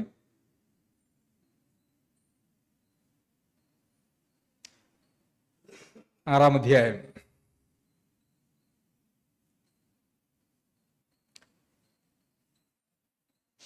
10-11 വാക്യങ്ങളിൽ, അവൻ മരിച്ചത് പാപസംബന്ധമായി ഒരിക്കലായിട്ട് മരിച്ചു, അവൻ ജീവിക്കുന്നതോ ദൈവത്തിന് ജീവിക്കുന്നു. അത് അങ്ങനെ ഈ പാപത്തോട് മരിച്ച ആളുകളെ കുറിച്ച് പറഞ്ഞു വരുമ്പോഴാണ് അവൻ മരിച്ചത് കർത്താവ് മരിച്ചത് പാപസംബന്ധമായിട്ട് ഒരിക്കലായിട്ട് മരിച്ചു, അവൻ ജീവിക്കുന്നു, ദൈവത്തിന് ജീവിക്കുന്നു. അവണ്ണം നിങ്ങളും പാപസംബന്ധമായി മരിച്ചവരെന്നും ക്രിസ്തുയേശുവിൽ ദൈവത്തിന് ജീവിക്കുന്നവരെന്നും നിങ്ങളെ തന്നെ എണ്ണുവിൻ. അതൊരു പ്രധാനപ്പെട്ട കാര്യമാണ്. നമ്മളെ തന്നെ ഓരോ ദിവസവും എണ്ണേണ്ടതായിട്ടുള്ള അല്ലെങ്കിൽ പരിഗണിക്കേണ്ടതായിട്ടുള്ള ഒരു കാര്യമുണ്ട്. നമ്മുടെ ജീവിതത്തിൽ ഒരു പരീക്ഷയുടെ സന്ദർഭം വരുമ്പോൾ നമ്മളപ്പോൾ എണ്ണണം. 1, 2, 3, 4 എണ്ണാനല്ല പറഞ്ഞ്, നമ്മൾ ചില കാര്യങ്ങൾ നമ്മളെക്കുറിച്ച് തന്നെ ചിന്തിക്കണം. എന്താണ്? ഞാൻ പാപം സംബന്ധമായി മരിച്ചവനാണ് അല്ലെങ്കിൽ മരിച്ചവളാണ്. എനിക്ക് പാപം, ഞാൻ ക്രിസ്തുയേശുവിൽ ദൈവത്തിന് ജീവിക്കുന്ന ഒരാളാണ്, അല്ലേ? നമ്മുടെ മുമ്പിൽ ഒരു പരീക്ഷ വരുമ്പം നമ്മൾ ഉടനെ നമ്മുടെ ദേഹി ചാടി അങ്ങോട്ട് വല്ലാത്ത ബഹളം ഉണ്ടാക്കി പ്രശ്നം ഉണ്ടാക്കും, അല്ലേ? പക്ഷെ നമ്മൾ അന്നേരം എന്താ ചെയ്യണമെന്ന് പറയുന്നത്? ഞാൻ പാപസംബന്ധമായി മരിച്ചിട്ട് ക്രിസ്തുയേശുവിൽ ദൈവത്തിന് ജീവിക്കുന്ന ആളാണ് എന്നപ്പോൾ നാം നമ്മെ അങ്ങോട്ട് കണക്കാക്കണം. അങ്ങനെ നമ്മൾ കണക്കാക്കാൻ നമുക്ക് പറ്റാറുണ്ടോ? ഇല്ല. നമ്മളെല്ലാം വെടിയും പുകയൊക്കെ കഴിഞ്ഞിട്ട് നമ്മൾ അല്പം ശാന്തമാകുന്ന, അതിനുശേഷം വീണ്ടും അങ്ങനെ തന്നെ പോകുന്നതായിട്ടുള്ള കാര്യങ്ങളാണ് നമ്മുടെയൊക്കെ ജീവിതത്തിൽ സംഭവിക്കുന്നത്. ഇത് നമ്മുടെ ജീവിതത്തിലെ ഓരോ നിമിഷവും നമ്മൾ എന്ത് ചെയ്തുകൊണ്ടിരിക്കണം? എണ്ണിക്കൊണ്ടിരിക്കണം. എങ്ങനെയാ എണ്ണണ്ടേ? ഞാൻ പാപം സംബന്ധമായിട്ട് മരിച്ചിട്ട് ക്രിസ്തുയേശുവിൽ ദൈവത്തിന് ജീവിക്കുന്ന ഒരാളാണ് എന്നെപ്പോഴും നമ്മൾ എണ്ണിക്കൊണ്ടേയിരിക്കണം. നമ്മുടെ ജീവിതത്തിൽ എപ്പോഴും എല്ലാ സമയത്തും നമ്മുടെ ജീവിതത്തിൽ ഉണ്ടാകേണ്ട മനോഭാവമാണ്, ഞാൻ പാപസംബന്ധമായി മരിച്ചു. എൻ്റെ വായിൽ നിന്ന് അയോഗ്യമായ ഒരു വാക്കുപോലും, കപടമായിട്ടൊരു വാക്കുപോലും, ദോഷമായിട്ടൊരു വാക്കുപോലും എൻ്റെ നാവിൽ നിന്ന് വരാൻ പാടില്ല, എൻ്റെ ചിന്തയിൽ പോലും വരാൻ പാടില്ല. കാരണം എന്താ? പറഞ്ഞില്ല എന്നുള്ളത് അത്രത്തോളം ഗുണമുണ്ടെന്ന് മാത്രമേ ഉള്ളൂ. ചിന്തയിൽ പോലും വരാൻ പാടില്ല. കാരണം എന്താ? ഞാൻ പാപസംബന്ധമായിട്ട് മരിച്ച് ക്രിസ്തുയേശുവിൽ ദൈവത്തിൽ ജീവിക്കുന്ന ആളാണ്, എന്നിൽ ഇത് ഉണ്ടാകാനായിട്ട് പാടില്ല. അങ്ങനെ എണ്ണണം എന്ന് ആണ് നമ്മളെക്കുറിച്ച് പറഞ്ഞിരിക്കുന്നത്. ശരി, ഇനിയുമുണ്ട്. ഈ പാപത്തിൽ നിന്ന് സ്വാതന്ത്ര്യം പ്രാപിക്കുന്നതിനെ കുറിച്ച് പറയുമ്പോൾ 17-ാമത്തെ വാക്യം, 6-ാം അധ്യായത്തിന്റെ 17-18 വാക്യങ്ങളിൽ, എന്നാൽ നിങ്ങൾ പാപത്തിന്റെ ദാസന്മാർ ആയിരുന്നുവെങ്കിലും നിങ്ങളെ പഠിപ്പിച്ച ഉപദേശ രൂപത്തെ ഹൃദയപൂർവ്വം അനുസരിച്ച് പാപത്തിൽ നിന്ന് സ്വാതന്ത്ര്യം ലഭിച്ച് നീതിക്ക് ദാസന്മാരായി തീർന്നതുകൊണ്ട് ദൈവത്തിന് സ്തോത്രം. ഇവിടെ അപ്പസ്തോലൻ ഒരു ഉപദേശ രൂപത്തെ കുറിച്ച് പഠിപ്പിക്കുന്നുണ്ട്, അല്ലേ? പറയുന്നുണ്ട് ഒരു ഉപദേശ രൂപം എന്ന് പറഞ്ഞാൽ എ ഫോം ഓഫ് ഡോക്ട്രിൻ. അതൊരു ഉപദേശത്തിന്റെ ഒരു കൂട്ടാണ്. അപ്പോൾ സത്യമായിട്ടുള്ള അപ്പസ്തോലന്മാർ കർത്താവായ യേശുക്രിസ്തു പഠിപ്പിച്ചതും തൻ്റെ വിശുദ്ധ അപ്പസ്തോലന്മാരിലൂടെ വെളിപ്പെടുത്തിയിരിക്കുന്നതുമായ ഒരു ഉപദേശ രൂപമുണ്ട്. ഇന്ന് നമുക്ക് ചുറ്റുപാട് നോക്കിയാൽ ധാരാളം ഉപദേശ രൂപങ്ങളുണ്ട്. ഒത്തിരി സഭകളുണ്ട്. സഭകളിലെല്ലാം ഉപദേശ രൂപങ്ങളുണ്ട്. അങ്ങനെ അല്ല, മറിച്ച് അപ്പസ്തോലന്മാർ പഠിപ്പിച്ചതും വചനത്തിലൂടെ വെളിപ്പെടുത്തിയിരിക്കുന്നതുമായിട്ടുള്ള ഒരു കൃത്യമായിട്ടുള്ള ഒരു ഉപദേശ രൂപം, അത് എന്തു ചെയ്യുന്നു എന്നാ പറഞ്ഞേ? അത് അനുസരിച്ചാൽ പാപത്തിൽ നിന്ന് സ്വാതന്ത്ര്യം ലഭിച്ച് നീതിക്ക് ദാസന്മാരായിട്ട് തീരുവാനായിട്ട് സാധിക്കും. അതുകൊണ്ടാണ് നമ്മൾ ഈ ഉപദേശ രൂപം വളരെ കൃത്യമായിട്ട് പഠിക്കണമെന്ന് പറയുന്നത്. യഥാർത്ഥത്തിൽ നമ്മുടെയൊക്കെ ഉള്ളിൽ, നമ്മളൊക്കെ പല പശ്ചാത്തലങ്ങളിൽ നിന്ന് വന്ന ആളുകളായതുകൊണ്ട് നമ്മൾ പലയിടത്തു നിന്നും പലതും കേട്ട് മനുഷ്യനൊരു പ്രശ്നമുണ്ട്. നമ്മൾ കേട്ട പല കാര്യങ്ങളും അത് അവിടെ തന്നെ സ്റ്റോർ ചെയ്തിട്ടുണ്ടെങ്കിൽ പുതിയത് കേൾക്കുമ്പോൾ ഈ പഴയതുമായിട്ട് ബന്ധിപ്പിക്കാൻ പറ്റുന്നതൊക്കെ നമ്മളിങ്ങ് സ്വീകരിക്കും, ബന്ധിപ്പിക്കാൻ പറ്റാത്തതൊക്കെ നമ്മൾ വിട്ടുകളയും. അതൊരു മനുഷ്യന്റെ പ്രശ്നമാണ്. നമ്മൾ ദൈവവചനം വായിക്കുമ്പം നമുക്ക് നമ്മുടെ ദേഹിക്ക് താല്പര്യമുള്ളതൊക്കെ നമ്മൾ ശ്രദ്ധിക്കും, അല്ലാത്തതൊന്നും നമ്മൾ ശ്രദ്ധിക്കില്ല. അത് സ്വാഭാവികമായിട്ട് വരുന്ന ഒരു കാര്യമാണ്. അതെന്താണെന്ന് ചോദിച്ചു കഴിഞ്ഞാൽ, നമ്മളിൽ പ്രവർത്തിക്കുന്നത് ദൈവാത്മാവല്ല. ദൈവാത്മാവ് നമ്മുടെ ഹൃദയത്തിൽ പ്രവർത്തിക്കുകയും ആ ആത്മാവിന് വിധേയപ്പെട്ട് നാം ജീവിക്കുകയും ചെയ്യുമ്പോൾ ദൈവാത്മാവ് നമ്മളോട് സംസാരിക്കും. ഇതെന്താന്ന് ചോദിച്ചു കഴിഞ്ഞാൽ, നമുക്ക് താല്പര്യമുള്ള കാര്യങ്ങൾ വചനത്തിൽ നിന്ന് എടുക്കുക. അത് പഠിപ്പിക്കുന്ന ആളുകളും അതെ, അല്ലേ? പഠിപ്പിക്കുന്ന ആളുകളും അങ്ങനെ തന്നെയാണ് ചെയ്യുക. അവർക്ക് താല്പര്യമുള്ള കാര്യങ്ങൾ അത് മിക്കവാറും ഇന്ന് അനേക സഭകളിലും പ്രസംഗങ്ങളിലേക്ക് പോയി കഴിഞ്ഞ് കഴിഞ്ഞാൽ അവരൊക്കെ പഴയ നിയമകാലത്ത് ജീവിച്ചിരുന്ന ഭക്തന്മാരായിട്ടുള്ള ആളുകളെ കുറിച്ചുള്ള പ്രസംഗവും കഴിഞ്ഞ അടുത്തൊരു സഹോദരി എന്നോട് പറഞ്ഞു, ആ സഹോദരി ഒരു സഭയിൽ പോയിക്കൊണ്ടിരുന്നു. അവിടെ ഉണ്ടായിരുന്ന പാസ്റ്റർ 3 വർഷം ഉണ്ടായിരുന്നു. ഈ 3 വർഷവും അദ്ദേഹം പ്രസംഗിച്ചത് സങ്കീർത്തനങ്ങളിൽ നിന്നാണ്. 3 വർഷവും അദ്ദേഹം പ്രസംഗിച്ചത് സങ്കീർത്തനങ്ങളിൽ നിന്നാണ്. സങ്കീർത്തനം എന്ന് പറയുന്നത് ഇസ്രായേൽ ജനത്തിന് കൊടുത്ത പഴയ ഉടമ്പടിയുടെ ഭാഗമായിട്ട് ഇസ്രായേൽ ജനം ആ പഴയ ഉടമ്പടിയിൽ നടന്നതായിട്ടുള്ള ജീവചരിത്രമാണ്. അത് നമുക്ക് വായിക്കുന്നതും ധ്യാനിക്കുന്നതും ഒക്കെ നമുക്ക് ഉപകാരമാണ് എന്നുള്ളതൊരു യാഥാർത്ഥ്യമാണ്.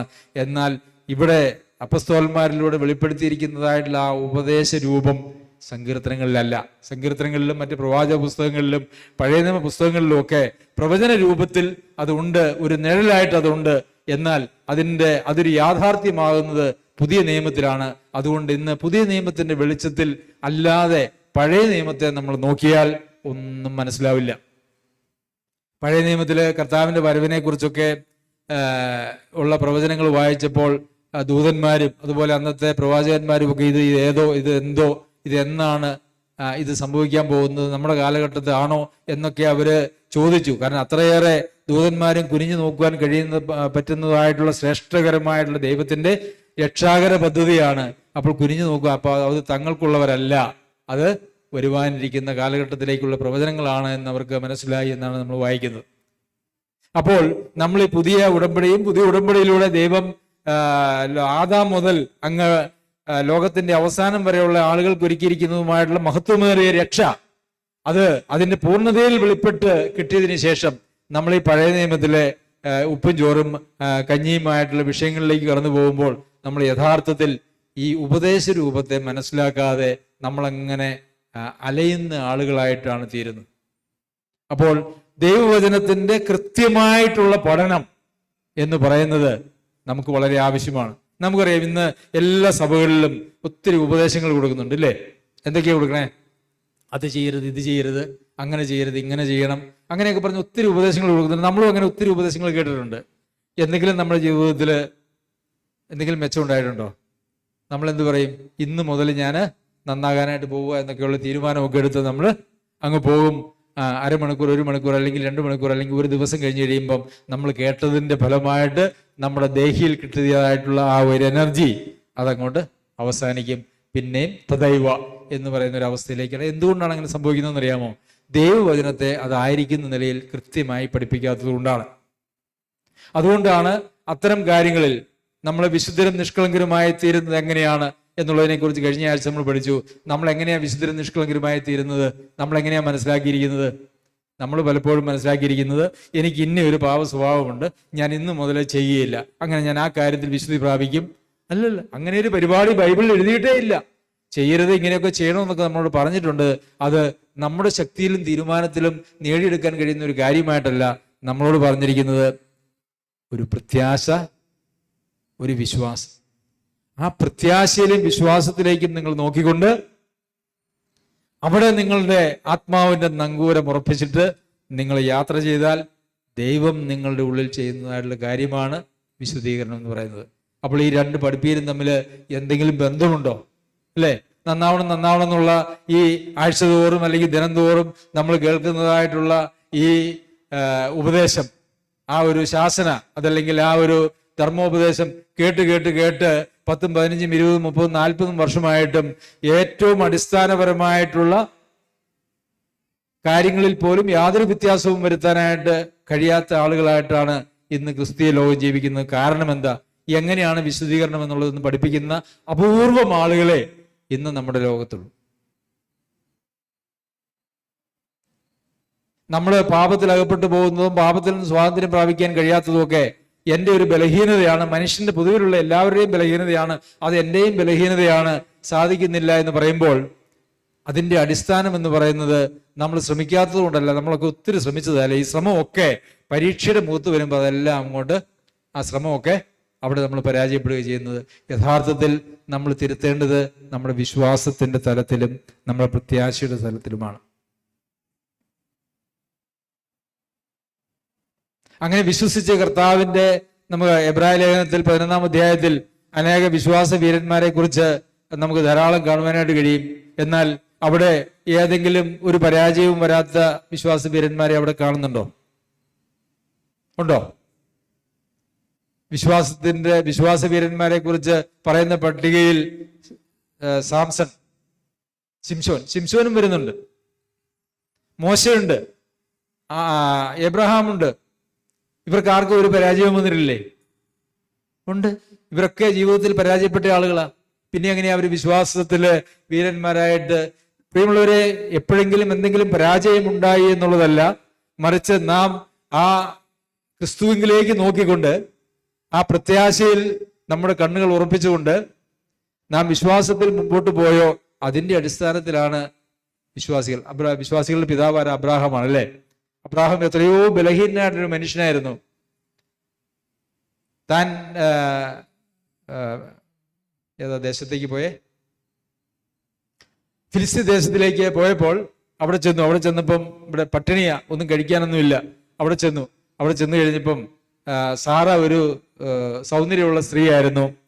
സാറായെ ഭാര്യയായിട്ട് എടുക്കാൻ വേണ്ടി എന്നെ അവർ കൊന്നുകളയുമോ എന്ന് പേടിച്ചിട്ട് നീ എൻ്റെ സഹോദരിയാണ് എന്ന് പറഞ്ഞാൽ മതി കേട്ടോ. അത് സാറായും അത് സമ്മതിച്ചു, അല്ലേ? സാറായും അത് സമ്മതിച്ചു. അബ്രഹാമിന്റെ വിശ്വാസത്തിന്റെ ശക്തി എന്തോരുമായിരുന്നു ആലോചിച്ച് നോക്കിയേ. വിശ്വാസികളുടെ പിതാവായിരിക്കുന്ന അബ്രഹാമിന്റെ വിശ്വാസത്തിന്റെ ശക്തി എന്തായിരുന്നു?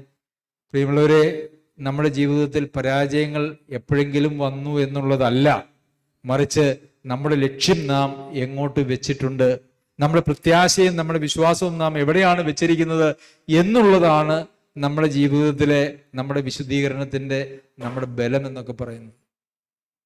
നമ്മൾ ആ നങ്കൂരത്തെക്കുറിച്ച് നമ്മൾ ചിന്തിച്ചു കഴിഞ്ഞ ആഴ്ച. എന്താണ് നമ്മുടെ ആത്മാവിന്റെ നങ്കൂരം? എന്താ? തിരശ്ശീലയ്ക്ക് അപ്പുറത്തേക്ക് നാം വെച്ചിരിക്കുന്നതായിട്ടുള്ള നമ്മുടെ പ്രത്യാശ. അതാണ് നമ്മളെ വിശുദ്ധീകരിക്കുന്നത്. അതല്ല നമ്മുടെ തീരുമാനങ്ങളല്ല, പ്രസംഗങ്ങളല്ല, ഇതൊന്നുമല്ല. എത്ര പ്രസംഗിച്ചാലും, എത്ര കേട്ടാലും, എത്ര ബൈബിൾ വായിച്ചാലും, എത്ര പ്രാർത്ഥിച്ചാലും നമ്മുടെ വിശുദ്ധീകരണം എന്ന് പറയുന്നത് നമ്മുടെ വിശ്വാസത്തിന്റെ അടിസ്ഥാനത്തിൽ മാത്രമാണ്. അതുകൊണ്ടാണ് വിശ്വാസത്തിൽ ആരോഗ്യമുള്ളവരായിരിക്കണമെന്നും സമ്പന്നരായിരിക്കണമെന്നും വിശ്വാസം വർദ്ധിപ്പിച്ചു തരണമെന്നും വിശ്വാസത്തിന്റെ തലത്തിൽ നിന്നുകൊണ്ട് മാത്രമേ ഒരാൾക്ക് രൂപാന്തരം സംഭവിക്കുവാനും വിശുദ്ധീകരണം സംഭവിക്കുവാനും സാധ്യമുള്ളൂ. നമ്മുടെ തലത്തിൽ നിന്നുകൊണ്ട് നമ്മൾ പ്രവർത്തിച്ചാൽ നമുക്ക് കുറച്ച് നല്ല കാര്യങ്ങൾ എന്ന് നമ്മൾ ചിന്തിക്കുന്നതായിട്ടുള്ള കുറെ കാര്യങ്ങളൊക്കെ നമ്മൾ ചെയ്യും. അത് നമുക്ക് പാരയായിട്ടും വരും, അല്ലേ? ഒരു വലങ്കൈ അറിയാതെ ഇടങ്കൈ അറിയാതെ വലങ്കൈ കൊണ്ട് എന്തെങ്കിലും കൊടുക്കാനായിട്ട് പറ്റുമോ? ആർക്കെങ്കിലും എന്തെങ്കിലും ചെയ്താൽ നമ്മൾ എന്താ സ്വാഭാവികമായിട്ട് നമ്മുടെ ഉള്ളിലേക്ക് വരുന്ന ചിന്ത എന്താ? ഞാൻ ചെയ്തു അല്ലേ? ഞാൻ മരിച്ചെങ്കിൽ പിന്നെ എനിക്ക് എങ്ങനെ ചെയ്യാൻ പറ്റും? അപ്പൊ അവിടെ തന്നെ വലിയ പ്രശ്നമായി. നമ്മൾ ഒരിക്കലും കർത്താവ് ചെയ്തു, അല്ലെ? പൗലോസ് അപ്പോസ്തലൻ പറഞ്ഞതുപോലെ ഏറെ അധ്വാനിച്ചു എന്നാൽ ഞാനല്ല, അതിനോട് ചേർന്ന്. നമുക്കൊരു ബുദ്ധി ഉപദേശത്തിനായിട്ടാണ് പൗലോസ് അപ്പോസ്തലൻ അങ്ങനെ എഴുതിയത്. നിങ്ങൾ ആരെങ്കിലും എന്തെങ്കിലും ചെയ്താൽ അത് നിങ്ങളല്ല, നിങ്ങളോടുകൂടി വ്യാപരിക്കുന്ന ദൈവകൃപയാണ് എന്ന് നിങ്ങൾ മനസ്സിലാക്കിക്കൊള്ളണം എന്ന് പ്രത്യേകം നമ്മളെ ഉപദേശിക്കുവാനായിട്ടാണ് പൗലോസ് അപ്പോസ്തലനെ കൊണ്ട് ദൈവാത്മാവ് അങ്ങനെ തന്നെ എഴുതിപ്പിച്ചത്.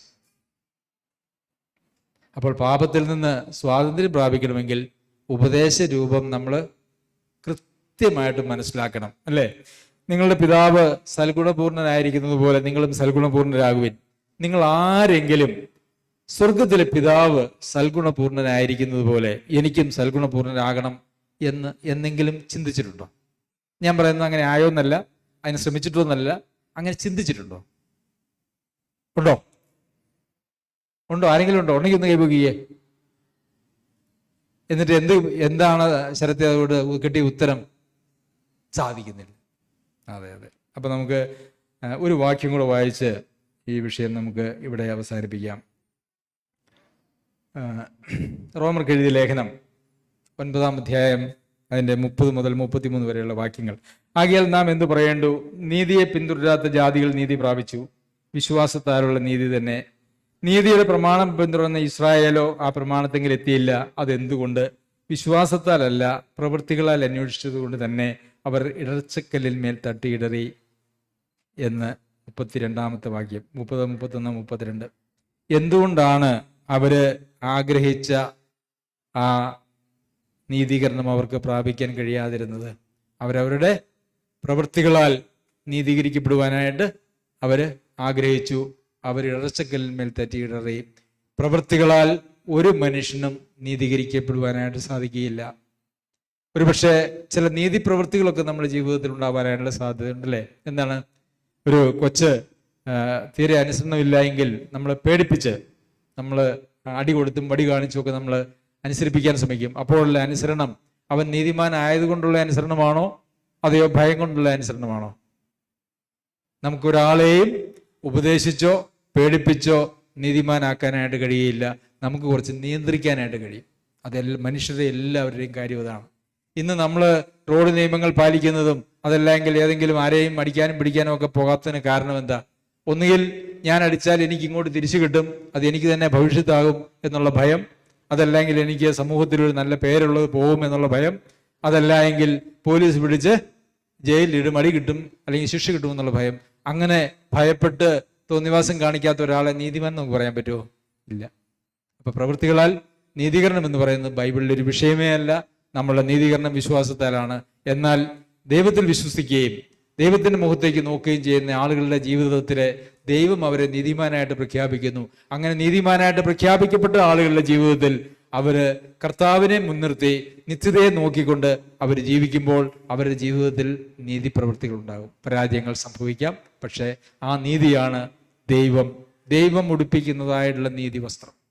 വിശ്വസിക്കുന്നവർക്ക്, കർത്താവിൽ ആശ്രയിക്കുന്നവർക്ക്, തകർന്നു നുറുങ്ങിയുമുള്ള ഹൃദയത്തോടു കൂടി എനിക്കൊന്നും പ്രശംസിക്കാനില്ല കർത്താവെ എന്ന് പറഞ്ഞുകൊണ്ട് പോയി ആ പാദത്തെങ്കിൽ ശരണം പ്രാപിക്കുന്ന ആളുകളെ കർത്താവ് വിശ്വാസത്താൽ ആ നീതി വസ്ത്രം ഉടുപ്പിച്ച് കർത്താവ് തന്നെ സ്വന്തമാക്കുകയാണ് ചെയ്യുന്നത്. അതാണ് ദൈവിക പരിപാടി എന്ന് പറയുന്നത്.